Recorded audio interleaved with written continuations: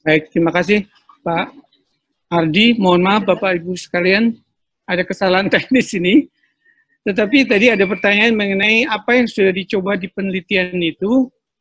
Ada beberapa penelitian juga dilakukan di Undip, yaitu mengenai hepatoprotektif terhadap obat-obat anti kanker. Dan ternyata hasilnya cukup bagus, kerusakan livernya menurun secara klinis. Dan kemudian yang saya kerjakan sudah bertahun-tahun, yang paling banyak dipakai untuk ibu-ibu adalah untuk pengobatan keputihan, di mana di situ ada kandida, ada bakteria, ada virus yang mungkin bercampur aduk. Maka kalau kita memakai obat-obat konvensional, antibiotik, antifungal, dan sebagainya, itu bertahun-tahun selalu gagal saya. Nah, memakai VCO ini untuk vaginal douche, itu hasilnya sangat bagus, bersih, gatalnya langsung hilang, karena dia antifungal juga, anti kandida. Nah, di situ visio di sini di klinik saya ini, klinik Androderma ini sangat laku karena untuk membersihkan itu, untuk membersihkan keputihan sangat mudah. Dan kedua yang kita pakai adalah yang agak mengagetkan adalah mengobati, mungkin Bapak Ibu ada yang pernah dengar kronik endometritis, yaitu ada infeksi di rahim. Sehingga apapun yang masuk ke situ, bayi tabung segala, dia tidak akan pernah hidup di dalam kandungan itu. Karena ada infeksinya di dalamnya. Nah, itu adalah lokasi dan infeksi yang paling sulit diobati. Lebih sulit daripada infeksi di otak. Karena itu, sangat surprise, mulai tahun lalu, sudah terjadi kelahiran bayi yang obatnya hanya VCO. Tidak pakai obat lain-lain, karena 7 tahun diinfek, diopname, diinfus, di scintillating, dimasukkan antibiotiknya ke dalam kandungan, termasuk istri saya memasukkan obat itu sehari 2 kali selama 10 hari, infeksi itu tidak pernah kunjung hilang. Secara klinis obat yang termahal yang ada di pasaran sudah dipakai. Tapi kita coba dengan VCO, dosisnya waktu itu patokan saya 3 kali 5 cc atau 3 kali sendok makan Belanda, 3 sendok, jadi 9. Tapi ternyata ada yang tidak bisa mempan juga, sehingga dia naikkan sendiri, sampai suatu hari mencapai angka kira-kira 70-80 cc sekali minum. Dan hasilnya keluar bayi. Ini di email saya ada, di WhatsApp saya ada, melaporkan Prof, bayi VCO-nya sudah launching, sudah lahir. Dan ini bayi yang ketiga, yang sebentar lagi juga lahir, hanya karena VCO. Tidak ada obat lain yang bisa mengobati. Jadi ini benar terdata betul di klinik saya, dan sekarang banyak pengobatan yang dipakai itu. Selain untuk pengobatan endometritis infeksi tadi, yang sulit diobati juga adalah virus di dalam sperma laki-laki. Untuk menyuruh obat masuk ke dalam sperma ini nggak ada mekanismenya. Jadi ya kita kalau ada minum obat 1 gram, mungkin yang masuk ke sana cuma 2 miligram untuk masuk ke sperma. Jadi bakteri virusnya tidak mempan juga. Nah, terdata dengan baik kalau mereka bisa meminum VCO selama 2-3 bulan, spermanya jadi bersih. Sehingga kita berpikir, kalau begitu, kalau sperma itu banyak diganggu infeksi dan sebagainya, pasti akan terjadi oksidan yang tinggi di sana. Dan karena oksidan yang tinggi, banyak kromosom DNA yang breaking, patah-patah. Kemudian kita mengecek spermanya, dicek DNA fraction index, fragmentation index, DFI. Dan ternyata fragmentasi DNA di dalam sperma itu banyak yang tinggi di Indonesia. Mungkin lebih dari 70-80% patah-patahnya banyak. Nah, kita bisa bayangkan kalau benang-benang DNA fragmentasi yang ada di sperma itu jadi anak. Mereka masih punya kemampuan membuahi telur. Tapi anak yang jadi mungkin DNA-nya pada fragmented. Mungkin rusak. Ada mekanisme memperbaiki diri sendiri, tetapi dikatakan kemampuan memperbaiki DNA yang rusak itu maksimal 70%. 30% masih rusak. Bayangin kalau anaknya masih rusak juga DNA-nya, itu kemungkinan yang terganggu dulu adalah psikologinya. Dan kita melihat banyak psikologi anak-anak yang terganggu sekarang ini, mudah berkelahi, temperamental, perilakunya tidak sehat, dan bahkan yang terakhir, yang paling berat nanti menjadi schizofren. Ini yang ditakutkan. Pengobatan yang lain yang saya pakai di sini adalah untuk anak-anak. Tadi ada yang tanya, untuk anak-anak. Sebetulnya untuk anak-anak, itu penelitiannya belum sampai sebegitu kuat, tetapi saya tahu beberapa dokter anak di Filipina itu anak-anak yang sudah septic EMI, yang seluruh tubuhnya sudah terinfeksi dan harapannya sangat kecil, itu diberi visio. Dan beberapa diantaranya menjadi survive. Dan yang rutin saya berikan juga pada anak-anak dari pasien-pasien saya, juga pada anak-anak para perawat yang mulutnya putih-putih itu ada jamurnya itu karena susunya, karena botolnya kurang bersih. Pada waktu tidur malam ditetesi 2-3 tetes, paginya menghilang. Dan yang cukup mengagumkan kita beri juga pada pasien-pasien adalah saya sendiri pada waktu CABG, operasi bedah jantungnya terbuka, luka saya di dada ini 2 bulan tidak menutup. Akhirnya saya mencoba VCO, waktu itu buatannya Profesor Pinkan yang ikut di dalam website ini, webinar ini, Profesor Pinkan dari ITB, itu ditambah dengan berjemur matahari, luka di dada saya itu, luka pisau bedah yang membuka dada saya itu, menutup dalam waktu 3 hari. Itu surprise buat saya. Nah, banyak lagi mungkin sebelum kita lanjutkan, mungkin ada pertanyaan lain Pak Ardi, mengenai penyakit-penyakit yang kita sembuhkan di sini, yang memang sudah menjadi program di klinik saya, di Androderma, bisa diklik Google, Androderma Health Center. Di situ saya menangani pasien-pasien saya, dari laki-laki maupun wanita. Mungkin ada pertanyaan dulu Pak Ardi.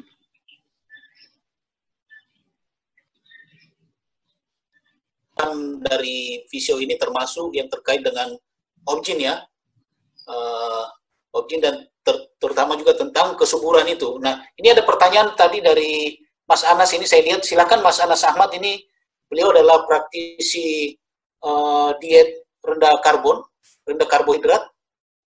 Silakan Mas Anas, kalau nggak salah juga bapaknya Mas Anas ini, Dr. Zainal Ghani, adalah penderita diabetes juga dan sembuh berkat visio. Silakan Mas Anas, tanyakan langsung ke Prof. Susilo. Ya, selamat sore Prof. Terima kasih, sangat bagus sekali pemaparannya. Bagaimana pengobatannya dengan diabetes itu? Ya, jadi saya ada beberapa pertanyaan ini Prof. Ya, bagaimana? Ya, bagaimana? Halo, ya. Jadi yang pertama, begini Prof, selama ini kan banyak orang yang masih khawatir tentang lemak jenuh ya. Jadi banyak dari orang-orang ini selalu bertanya, itu kan lemak jenuh yang berbahaya, dan kemarin mungkin ada masih desas-desus bahwa kita suruh menghindari lemak jenuh sekali dari WHO ya, semacam itu. Itu bagaimana pendapat Profesor tentang hal ini? Artinya kalau misalnya ada pasiennya Prof nanya seperti itu, Profesor bagaimana menjelaskannya kepada mereka? Tadi kalau tidak salah, sudah dipaparkan minyak jenuh di dalam visio itu justru yang paling rendah dibanding minyak yang lain. Saya ada datanya di sini. Jadi yang rantainya C12 ke atas itu di visio malah paling sedikit. Jadi kalau kita disuruh minum atau menggoreng pakai minyak kedelai, ya berarti dibohongi sama saintis-saintis dari Amerika. Jangan dikira dokter-dokter dari Amerika itu jujur. saya pernah satu grup, saya dari Erlangga, dari Manado, Ustadz, itu diancam akan dituntut $2 miliar kalau penelitian saya dipublikasi pada pertemuan di Hamburg coba. Nah, saya daripada urusan dengan mafia-mafia gitu, saya mundur, paper saya tarik. Hasilnya obat itu nonsen, omong kosong. Klaimnya mereka. Padahal sudah lewat WHO ini, yang membagikan ke saya itu. Nanti kalau bersetubuh, spermanya pada mati semua. Jadi orang yang disetubui nggak hamil. Ya kita coba, ternyata nol. Omong kosong. Itu yang terjadi. Jadi yang lemak jenuhnya banyak, kan ada yang menyebabkan arterial clogging itu pada lemak rantai panjang kan, di atas C12 itu pada fisio mungkin lebih sedikit. Saya ada datanya, cuman ada. Nah, kemudian itu yang saya terangkan pada pasien saya, Anda baca sendiri, Anda punya kekuasaan menuliskan pada warung-warung, pada restoran-restoran McDonald, ditulis, this restaurant do not use coconut oil. Jadi kan itu sudah masalah politik. Kalau mereka tidak mau nulis itu, ya bilang ini yang menyebabkan kolesterolnya tinggi, jadi stroke, kira-kira gitu. Bisa mengharuskan warung, restoran menuliskan itu. Seperti kalau di Belanda sekarang, semua di Amsterdam, semua toko dituliskan di depan kalau ada masalah, itu bukan tanggung jawab mereka. Awas copet, pakai bahasa Indonesia. Kalau ada orang Indonesia kehilangan kan udah saya tulis. Kok Anda nggak hati-hati gitu. Itu di semua toko di Amsterdam. Coba dilihatkan baik. Nah, itulah cara mereka menekan adanya coconut oil tadi. Dan memang setelah itu kita lihat coconut oil kan beda. Ada yang tadi dipanaskan, ada yang tanpa dipanaskan, atau bahkan di ultrasentrifuge. Itu memang beda semua. Nah, pengobatannya dengan visio ini, memang hasilnya berbeda, sangat bagus. Banyak penyakit lain kita perbaiki ini, terutama untuk orang diabetes ini, saya banyak punya pengalaman mengenai luka di kaki orang diabetes itu. Mungkin ada pertanyaan lain dulu sebenarnya? Sangat menarik, tentu pemaparan Prof, jawabannya tadi mungkin Mas Anas sudah terjawab ya. Jadi memang awalnya kami tertarik itu waktu disebutkan, waktu dapat bukunya Profesor itu, Visio dan Pencegahan Komplikasi Diabetes. Ini memang cukup besar masalah bagi kita ini di Indonesia, karena jumlah penderita diabetes Indonesia itu berada pada urutan 6 dunia. Dan jumlahnya ada sekitar 10.300.000 orang penderita diabetes, dan ini trennya meningkat. Buku ini akan kami bagikan nantinya, tentu dipilih dari pertanyaan terbaik, jadi tidak semua, tapi kalau misalnya mau mencari bisa ada di online. Ya. Oke, Prof. Bukunya sudah terlalu lama, mungkin baru mau akan seperbaiki itu. Nah, itu yang kami pasti tunggu, Prof. Kira-kira kalau ada karyanya yang baru. Saya juga sebelum lanjut ke ini pertanyaan yang lain, mungkin ingin menyapa ini, Prof. Kita hadir bersama kita ini ada Profesor Dr. Pinkan Adityawati, Master of Science. Beliau adalah guru besar di jurusan Bioteknologi Mikroba. Nah, ini sangat menarik karena terkait langsung dengan visio dan COVID, virus corona di sini. Beliau dari Sekolah Tinggi Ilmu Teknologi Hayati ITB. Kalau nggak salah dulu juga sempat ya di buku ini ada sempat disebut bahwa ada Prof. Pinkan di belakang visio yang dibuat pada saat itu. Baik, Prof. Pinkan masih ada bersama kita. Silakan Bu, ada mungkin yang ingin ditambahkan bagaimana kaitan antara visio dengan virus atau bakteri ini. Silakan Prof. Pinkan.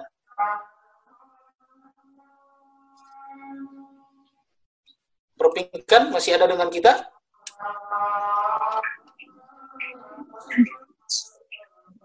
Selamat sore, Prof. Pinkan. Selamat siang. Selamat siang. Selamat siang ya, Prof. Silakan, Prof. Ya, terima kasih Pak Ardi, juga Pak Susilo yang tadi telah mempresentasikan Jadi sebetulnya pada saat Prof ini melakukan penelitian, udah berapa tahun yang lalu, saya selalu mensuplai si VCO-nya dari ITB. Jadi sebenarnya Prof Susilo itu penelitiannya banyak, ada yang untuk jantung, untuk diabetes, kemudian untuk penderita atau sebagai seorang androlog, banyak sekali yang dilakukan oleh beliau.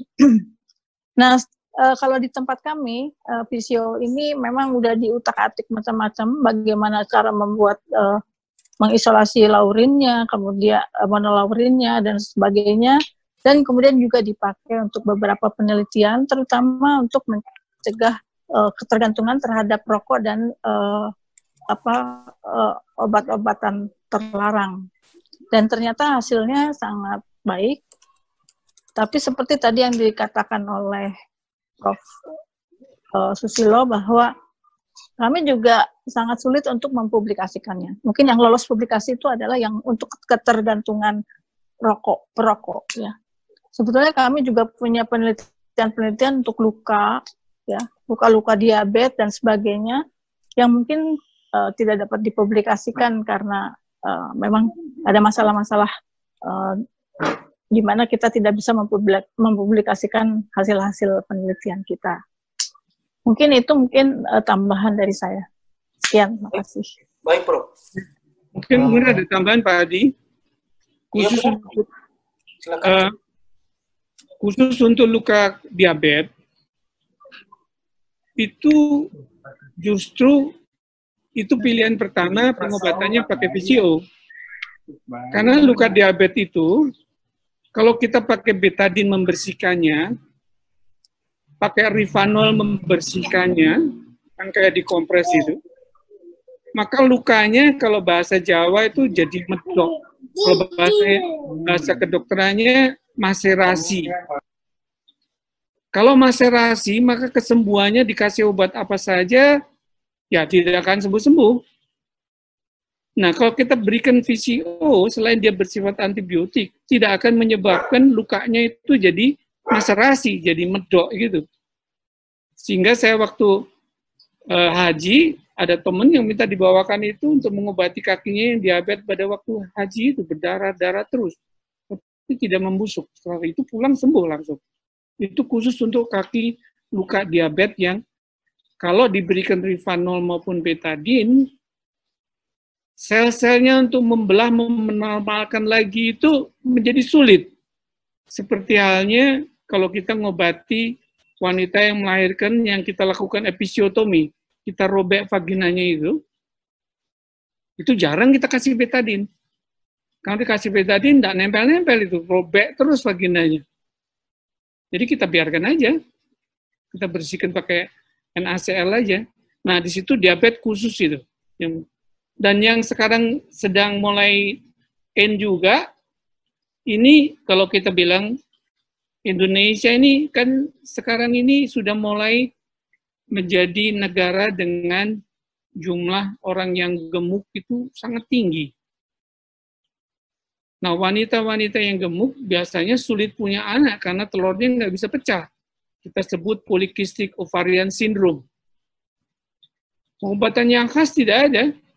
Suruh kuruskan aja bagaimana. Terus kemudian pada minum VCO ini, saya bilang mau pakai obat apa coba Anda? Ini obatnya ini tetap saja Anda tidak bisa menjadi subur. Kecuali badannya dikuruskan dan Anda minum VCO. Harganya murah. Dan ini sudah banyak yang menjadi hamil dengan pengobatan itu setelah 12 tahun tidak punya anak, mereka hamil. Tapi ini penelitiannya kenapa kok bisa hamil khusus untuk orang yang gemuk ini saya belum tahu persis. Yang jelas karena dia menjadi kurus. Itu saja. Suruh diet juga gitu. Untuk pengobatan lainnya, bahkan orang-orang desa, kita punya satu tim dulu, waktu Gunung Merapi meletus, banyak mata yang belekan gitu. Kita bagikan di kecamatan, berebut itu.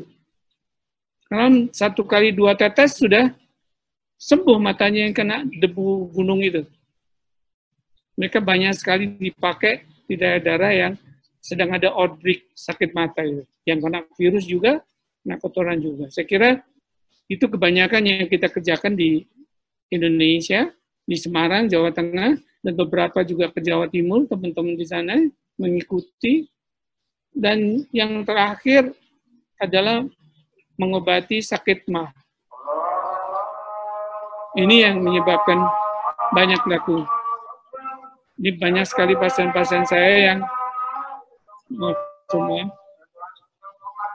Ini yang meminum PCO karena masih sakit mah. Jadi luka di dalam tubuh karena bakteri Helicobacter itu akan mati bakterinya, dan luka di lambungnya akan menyembuh dengan Visio ini. Pertama kali minum memang terasa nyeri banget itu. Saya pernah mengalaminya. Dan setelah nyerinya mulai 1-2 hari mulai berkurang, mahnya juga menghilang. Ternyata bakterinya mati. Dan jangan lupa orang menyepelekan mengenai sakit mah. Karena ternyata sakit mah itu ada hubungannya dengan sakit jantung. Mungkin banyak dokter juga yang dengar sini. Coba dicari banyak referensinya.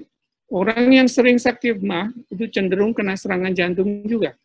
Saya dulu sakit mah, kebetulan kena serangan jantung juga, harus dibuka jantungnya.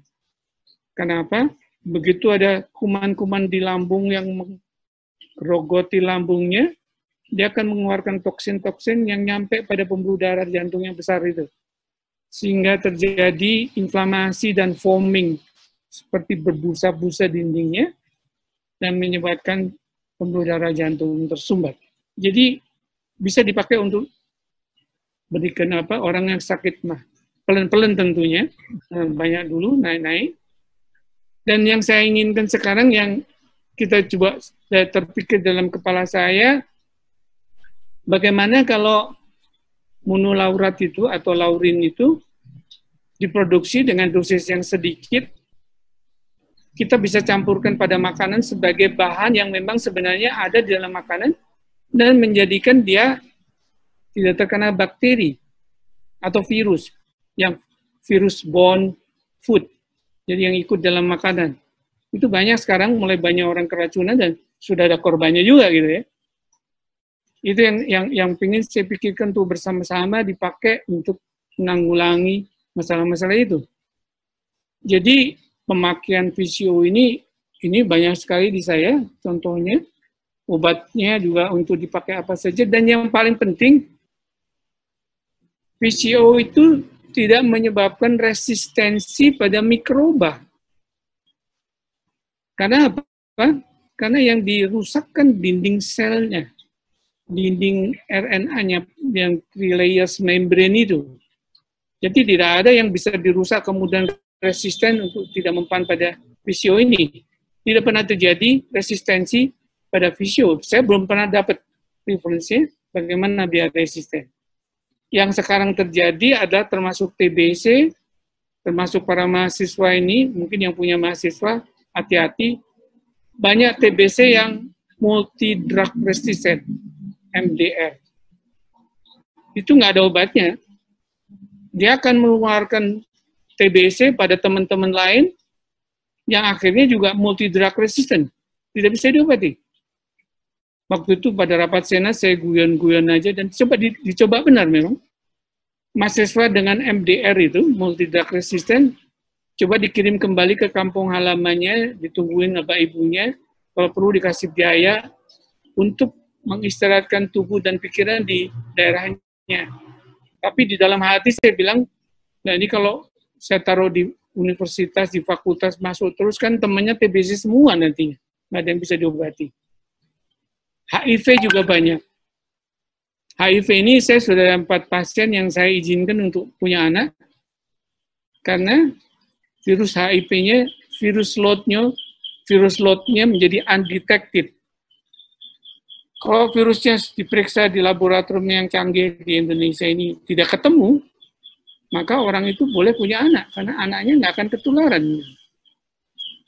Jadi dokternya yang harus waspada, anak HIV boleh punya anak, asal virusnya undetected, virus load-nya dianggap tidak ada.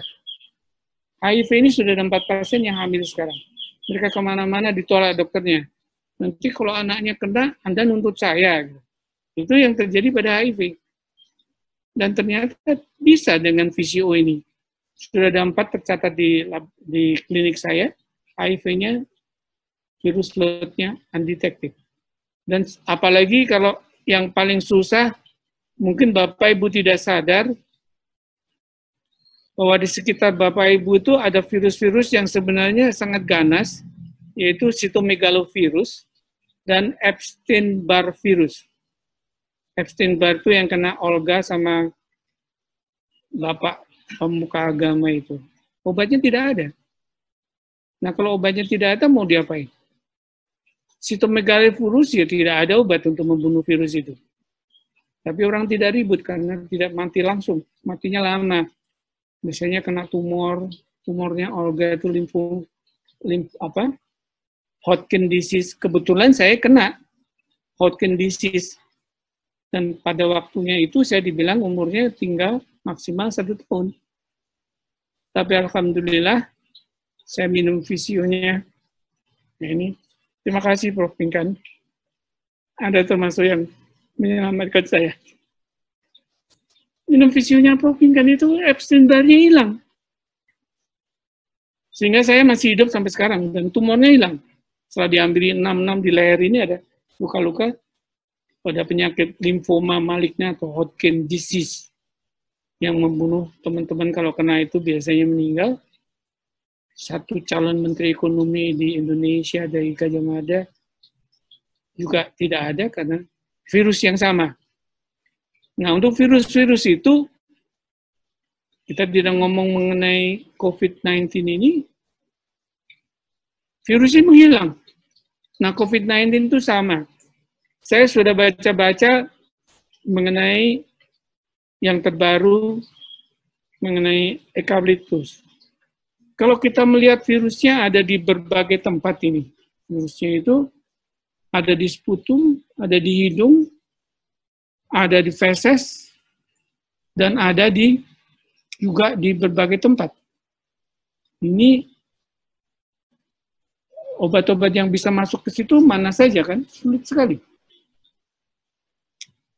Ini bronko, sputum, di nasal swab, mungkin eukaliptus bisa, di bronchusnya, di paringnya, di feses, dan juga di darah. Nah, bagaimana eukaliptus bisa kalau di dalam rongga hidung dan macam-macam kalau bersentuhan. Yang kedua juga, setelah dimasukkan di dalam tubuh, eukaliptus itu di metabolisme enggak. Pertanyaan yang kedua juga muncul, dia berikatan dengan obat yang diminum tidak? Dan khusus VCO, ini sudah saya download semua ini, dia tidak berikatan dengan antibiotik yang dipakai. Jadi kalau mau pakai obat apa saja, ditambah VCO, no problem. Jalan sendiri-sendiri. Tidak ada potensiasi atau saling menghambat, tidak ada. Antibiotik yang menghambat dengan protein. Antibiotik banding protein. Antibiotik banding albumin. Tapi tidak ada antibiotik banding laurin. Tidak ada.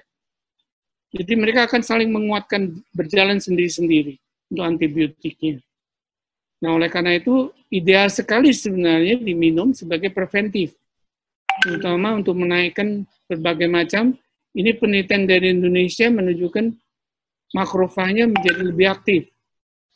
Belum disebutkan makrofag 1 atau makrofag 2. Tapi apapun biasanya lebih baik untuk makrofag ini. Mungkin makrofag M1. Dan juga IL6-nya meningkat. T4-nya meningkat. Jadi kekebalan tubuhnya akan naik. Hanya saja, kita mau nunggu apa sih sekarang ini kan, mau nunggu katanya, kita nunggu vaksinnya ada. Sudah ada 8 kandidat vaksin disebutkan WHO. Lalu kalau 8 kandidat vaksin itu jadinya kapan? 3 bulan lagi. Nah, sekarang kalau kandidat vaksin 3 bulan lagi, antigenik determinnya vaksin sudah tambah, jadi 12. Atau berubah. Jadi kalau mengejar vaksinnya bisa saja kita tidak pernah dapat vaksin anti yang A, 3 bulan lagi sudah C. 3 bulan lagi jadi K. Ini persis seperti HIV. HIV ini sampai sekarang belum ada vaksinnya. Bahkan ada percobaan yang sudah terang-terangan yang kita mau kerjakan juga untuk merubah DNA sel manusia dengan mengubahnya sangat gampang. Itu orang yang merubah karena dia dianggap bermain-main seperti Tuhan sudah dilenyapkan dari dunia. Itu profesor dari Cina, Hu Jiankui. Dia membuat bayi yang harusnya kebal terhadap HIV dengan menutup reseptornya di sel sebelum dia jadi manusia. Hasilnya seluruh dunia berontak karena begitu ditutup satu sel, satu reseptor di dalam sel, pintu masuknya HIV, timbul 4 pintu lagi baru. Belum lagi kalau ditutup-tutup gitu, bayinya jadi jahat, bagaimana psikologinya. Sehingga orang itu akhirnya ditangkap oleh pemerintah Cina, tidak ada kabarnya, tidak ada kuburnya, tidak ada baunya, tidak ada juga. Profesor Hu Jiankui. Jadi itu juga bagaimana kita berusaha mengalahkan virus-virus ini.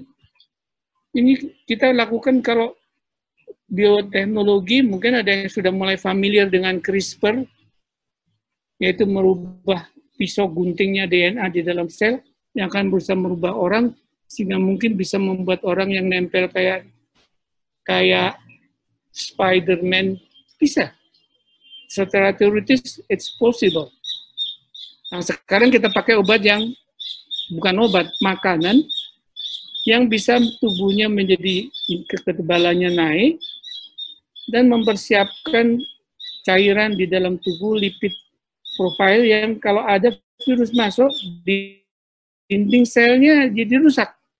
Mau pakai obat-obat lainnya tambahan, silakan. Asal tidak ada efek samping. Kita dengar kloroquine, efek sampingnya banyak di perut, banyak macam-macam. VCO, ini ada di dalam makanan. Kalau dibilang pada lausidin banyak efek sampingnya karena rasanya tidak enak, kita tanya aja orang Padang yang makan nasi Padang itu kan semuanya nasinya enak-enak. Itu ada lausidinnya kan, ada monolauratnya kan.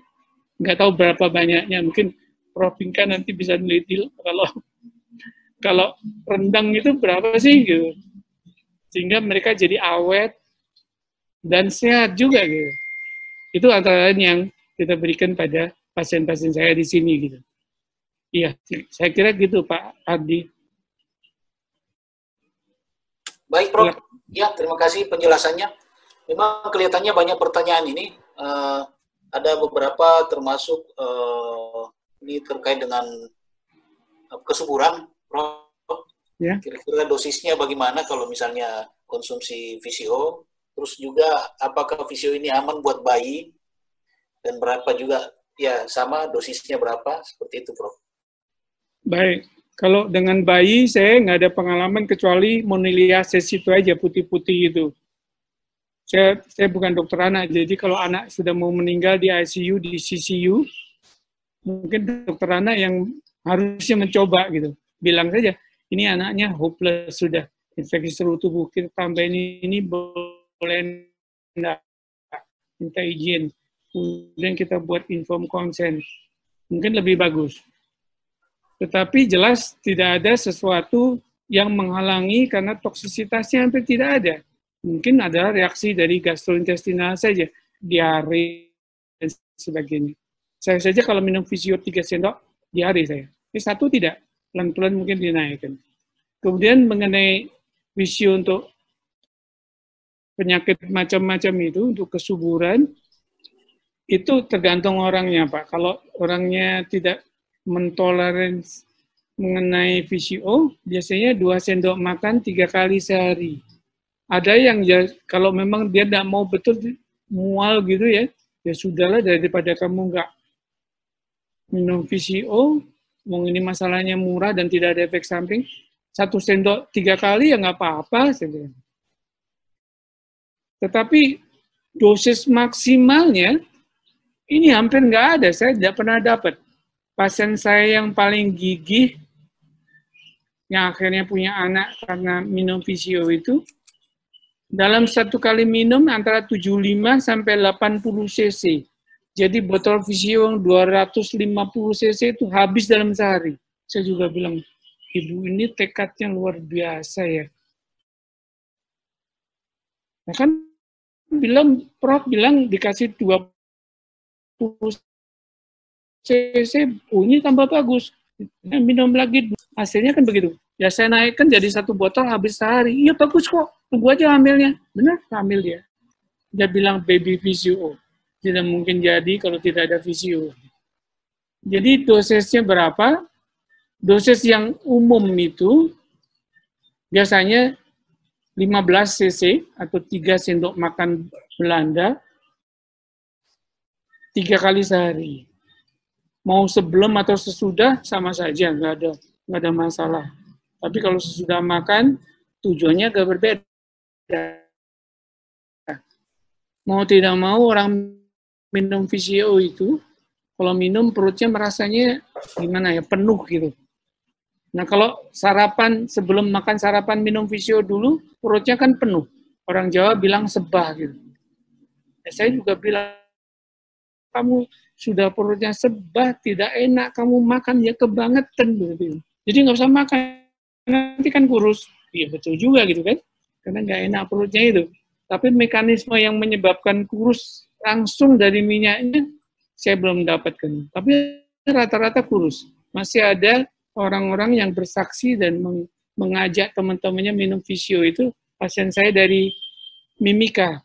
Itu suami istri beratnya 109, 110. Akhirnya punya anak, sudah 2 sekarang, tapi langsing, hebat ya. Dan itu pun pakai Visio yang asal dia dapat aja. Karena rumahnya di Mimika sana. Jadi banyak mekanisme yang kita belum tahu, tapi yang jelas itu makanan itu dari Tuhan. Masa ya Tuhan mau ngeracuni makhluknya sendiri kan? Ya enggak ada dosis maksimal dan tidak berikatan dengan antibiotik manapun. Itu keuntungan kita. Yang bisa masuk ke dalam darah ada, ke bronkus. Jadi sediaan yang ada sekarang ini untuk diminum, tetes mata, tetes hidung, dan juga dibuat spray untuk tenggorokan. Jadi dikojok gitu, dispraykan tenggorokan, faringitisnya hilang. Ini saya tadi juga minum itu untuk faringitis saya, sehingga PowerPoint-nya nggak bisa keluar. Mohon maaf. Ya Pak Adi, silakan. Baik, terima kasih Prof. Ini sangat menarik ya.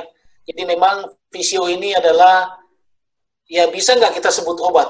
Karena kalau memang kita sepakat untuk sebut obat, ini adalah obat yang sangat luar biasa, bisa mengobati berbagai macam penyakit. Bahkan tadi Prof. Pinkan juga sempat menyampaikan bahwa bisa untuk AIDS, gitu ya.